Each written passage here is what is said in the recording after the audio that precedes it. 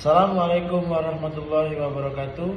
Perkenalkan, nama saya Daniel Fitriansyah dari Rek 3 semester 3 dengan NIM 01 2023 205. Di sini saya akan memaparkan tentang sejarah hukum dagang. Sejarah hukum dagang di Indonesia. Perkembangan hukum dagang sebenarnya telah dimulai sejak abad pertengahan Eropa 1000 sampai 1500 yang terjadi di negara dan kota-kota di Eropa. Pada zaman itu di Italia dan Prancis Selatan telah lahir kota-kota sebagai pusat perdagangan. Pengertian hukum dagang Indonesia. Dalam Kamus Besar Bahasa Indonesia (KBBI), istilah dagang diartikan sebagai pekerjaan yang berhubungan dengan menjual dan membeli barang untuk memperoleh keuntungan.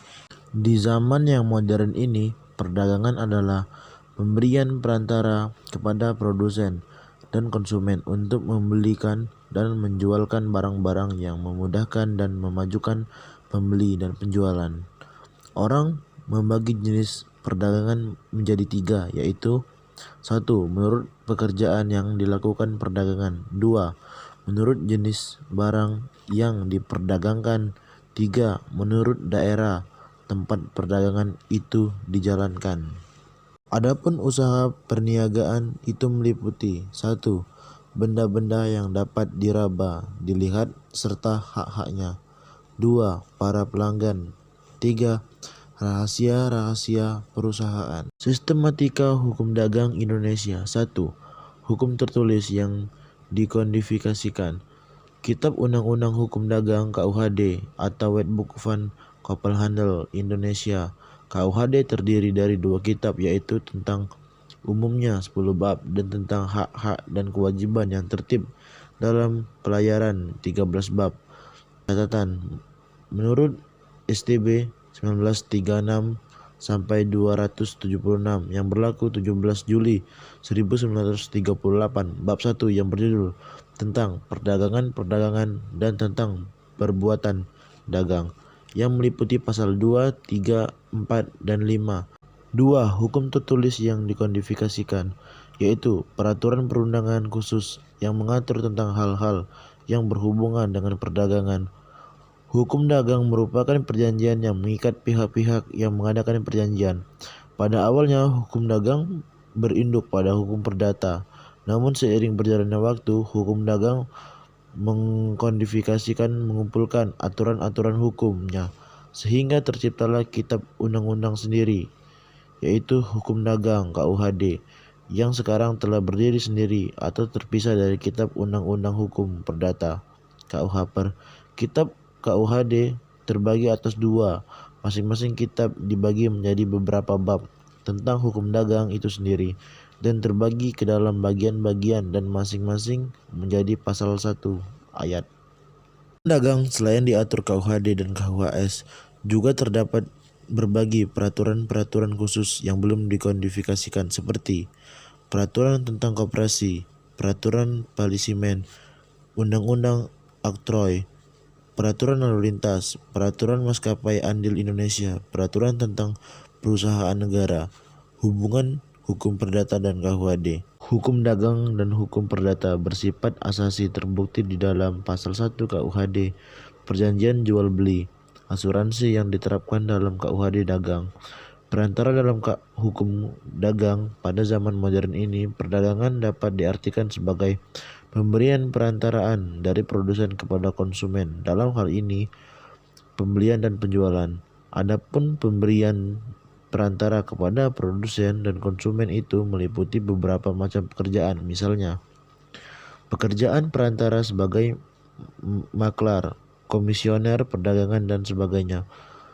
Pengangkutan untuk kepentingan lalu lintas baik di darat, laut, dan udara. Bertanggung jawab, asuransi, dan yang berhubungan pengangkutan supaya pedagang dapat menutup resiko pungutan dengan asuransi. Asuransi adalah suatu perjanjian yang dengan sengaja digantungkan pada sesuatu kerjaan yang belum tentu kejadian mana yang menentukan untung atau ruginya suatu pihak. Asuransi merupakan perjanjian di mana seorang penanggung dengan menerima satu premi menyanggupi kepada yang bertanggung jawab untuk memberikan penggantian dari sesuatu kerugian atau kehilangan keuntungan yang mungkin diderita oleh orang yang ditanggung akibat suatu kejadian yang tidak tentu. Sumber-sumber hukum. Sumber-sumber hukum meliputi terdapat pada Kitab Undang-Undang Hukum Perdata, Kitab Undang-Undang Hukum Dagang, Kebiasaan, Jurisprudensi, dan peraturan-peraturan tertulis lainnya, antara lain Undang-Undang Bentuk-Bentuk Usaha Negara Nomor 9 Tahun 1969. Oke, selanjutnya di sini saya akan menjelaskan tentang hubungan antara KUH Perdata dan KUHD. Hubungan KUHD dan KUH Perdata.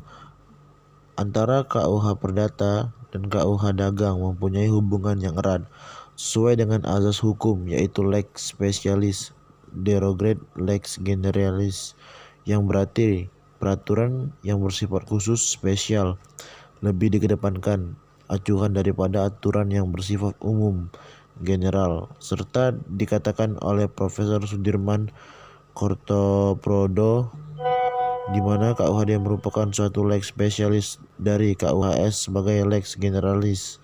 Andai kata dalam KUHD dan KUHS terdapat peraturan yang sama, maka peraturan dalam KUHD yang berlaku seperti telah ditentukan pasal 1 KUHD.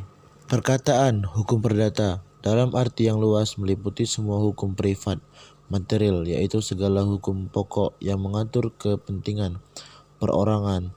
Perkataan perdata juga lazim dipakai sebagai lawan dari pidana.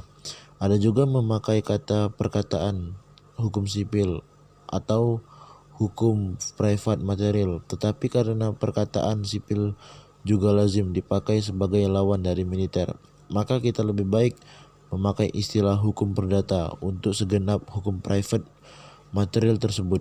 Hukum perdata di Indonesia sangat bineka, artinya beraneka ragam berlakunya karena berlainan golongan warga negara ketika itu, antara lain untuk golongan bangsa Indonesia asli berlaku hukum adat, yaitu hukum yang sejak dahulu telah berlaku di kalangan rakyat yang sebagian besar masih belum tertulis tetapi sudah hidup dalam tindakan-tindakan rakyat mengenai segala persoalan dalam kehidupan masyarakat kita.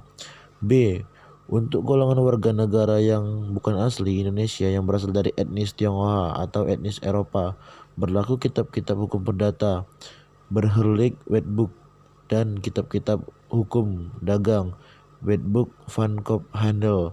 Untuk hukum perdata, Burgerlijk Recht, bersumber pada Kitab Undang-Undang Hukum Perdata, Burgerlijk Wetboek BW. Kitab Undang-Undang Hukum Perdata BW ini terdiri dari 4 buku, yaitu buku 1 membahas tentang perihal orang, Van Versen, yang memuat hukum perorangan dan hukum kekeluargaan. Buku 2 membahas tentang perihal benda, Van Zeken, yang membuat hukum benda, Zekenrecht, dan hukuman waris, Erfecht. Buku 3 membahas tentang perihal perikatan, Van Bersitten, yang memuat harta kekayaan berkenaan dengan hak-hak kewajiban yang berlaku bagi orang-orang atau pihak tertentu.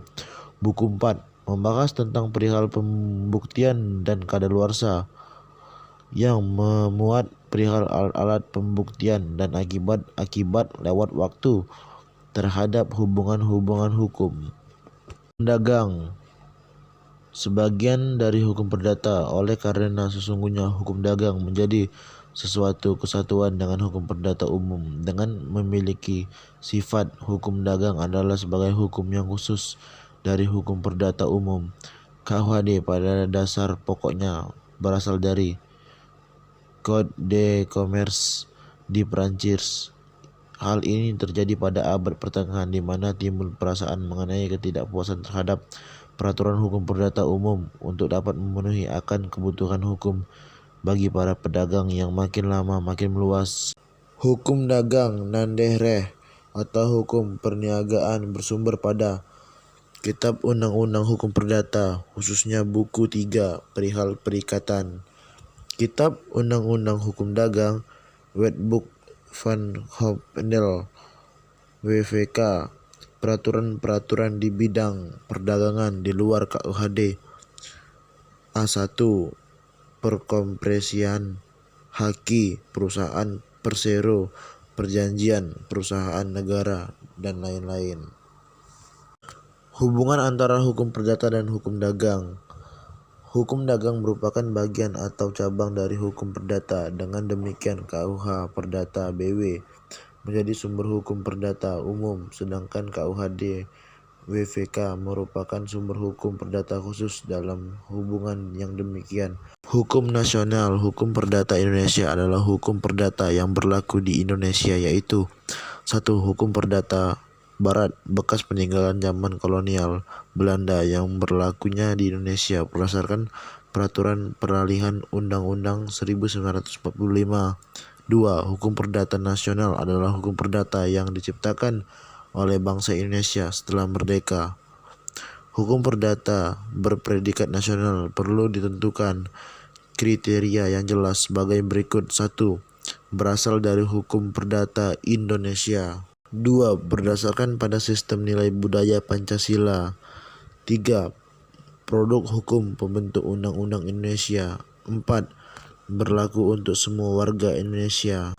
Pentingnya memiliki hukum nasional oleh karena Undang-Undang 1945 sebagai konstitusi negara RI tidak mengenal adanya golongan-golongan, maka adanya hukum yang berlainan untuk berbagai golongan itu dianggap janggal. Maka pemerintah Indonesia selain itu berusaha membentuk sesuatu kodifikasi hukum nasional, sementara itu BW dan WVK masih dinyatakan berlaku, tetapi dengan ketentuan bahwa hakim pengadilan dapat menganggap sesuatu pasal tidak berlaku lagi jika dianggap bertentangan dengan keadaan sekarang ini.